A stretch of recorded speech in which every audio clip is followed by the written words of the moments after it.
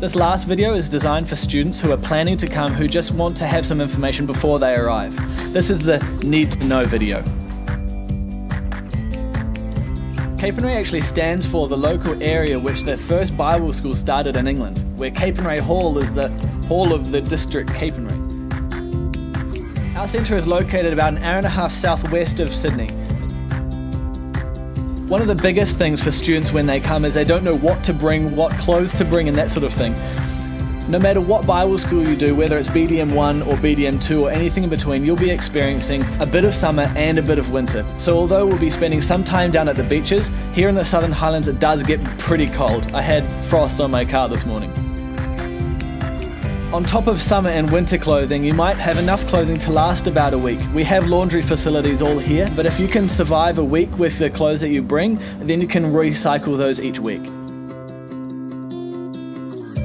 It doesn't matter what Bible translation you bring, a lot of the lecturers will be using the NIV, but if you have the ASV or the ESV or something like that, a mainstream translation, that won't be a problem at all.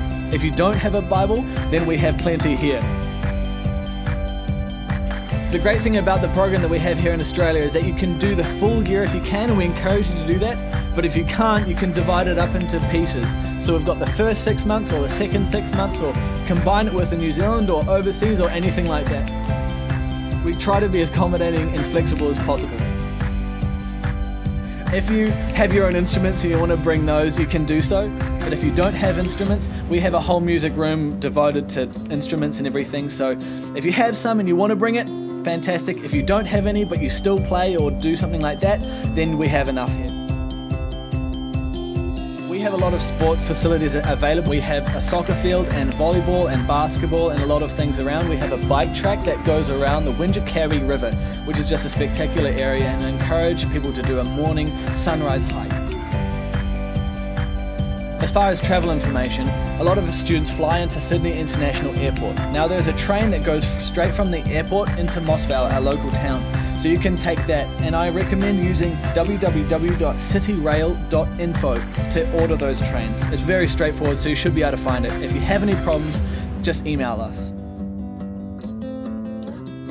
As far as other travel advice, if you're going to be flying to New Zealand or doing any other domestic flights or travel, I recommend using www.travel.com.au for those information and any flight bookings or anything like that.